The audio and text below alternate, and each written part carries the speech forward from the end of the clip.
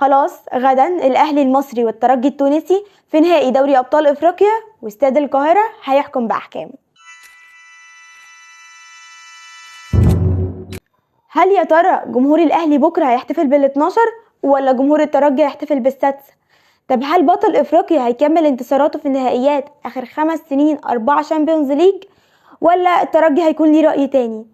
طب ايه اللي كولر هيعمله عشان يقدر يسيطر على اجواء المباراة وياخد تاني بطولة قارية ليه مع الاهلي؟ بكرة الساعة 8 بعد ما الحكم جون جاك نادالا هيطلق صافرة المباراة، استاد القاهرة هيحكم مين هو بطل افريقيا.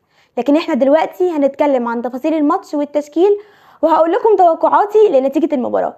لكن قبل كل ده تنزل تعمل لايك وسبسكرايب للقناة وبس. يلا بينا نبدأ. مبدئيا كده الاهلي حاليا عنده سكواد مش مخلي الازمة في مين هيبدأ، لا خالص، برغم من ان في اصابات على رأسهم طبعا علي معلول، ربنا يا رب يشفيه ويرجعه بالسلامة في اسرع وقت. الواحد لما بيفكر فيها 6 شهور مش هنشوف علي معلول في الملعب، حزن والله.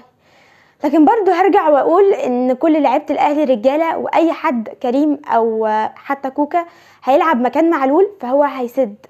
بالتالي كولر عنده اختيارات كتير يقدر يحط منها التشكيل صح. في حراسه المرمى عنده شوبير والشناوي، بس طبعا شوبير الاقرب واللي بتمناه كمان، لانه عمل اداء عالي قوي طول البطوله ووصل لفورمه عالميه. الشناوي بعيد عنها خالص دلوقتي بسبب الاصابه، ده غير انه يستحق يكون موجود في ماتش زي ده. كباك رايت عنده اكرم توفيق ومحمد هاني.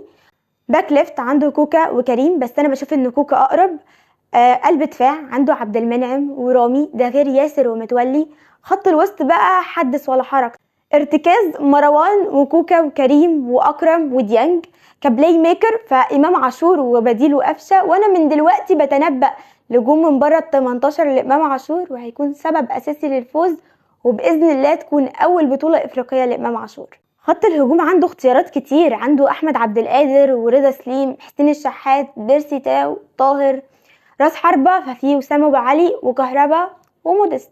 فان شاء الله ايا كان مين اساسي ومين بديل، فبكره الترجي هيعاني. فكر فيها كده، عشان يعملوا هجمه اللاعب عشان بس يوصل للجون هيعدي من مين ولا من مين؟ يعني من امام ولا من مروان ولا من اكرم ولا من كوكا؟ نفترض ان هو عدى من كل ده، فهيتخطى منعم ازاي؟ ده الوداد لحد دلوقتي لسه ما تخطيتوش، هو هيتخطى منعم ازاي؟ ده مش هيحل والله. ولو افترضنا ان هو خلاص عدى من منعم، ودي ما بتحصلش كتير، هيلاقي اوفا في الجون، فلا هيعانوا باذن الله يا جماعه. والله استوقفتني بقى تصريحات المدير الفني للترجي، بيقولك ان بكره على استاد القاهره في وسط جمهورنا على ارضنا هيكسبونا وهياخدوا البطوله.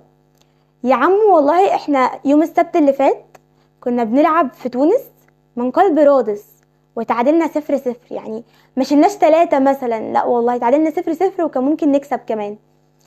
فتمام، استمر يعني، بس عملوها قبلك وبندور عليهم دلوقتي ومش لاقيينهم والله، اختفوا، قعدوا يغرقوا لحد ما بندور عليهم دلوقتي مش شايفينهم خالص. اهم حاجة بس تستمر على ده بعد ما تبلع 3 بكرة بإذن الله. عموما بكرة في حين التعادل السلبي فهنروح لضربات الجزاء، وفي حين التعادل الإيجابي لا قدر الله فهيكون في صالح الترجي. لكن بقى لو لا قدر الله برضو الترجي سجلت هدف واحنا ما سجلناش، فده هيكون موقفنا رخم قوي يعني.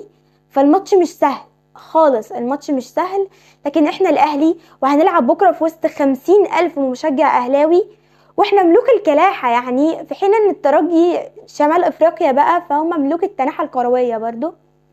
فالفرقتين هتلعب على اعصابنا احنا، انا عارفة. باذن الله بكرة الاهلي بطلا لدوري ابطال افريقيا للمرة الثانية عشر في تاريخه، والاميرة السمراء هتفضل في مكانها الطبيعي وهتبات في التتش بكرة. بس كده، ما تنسوش تقولي لي توقعاتكم ايه للماتش في كومنت.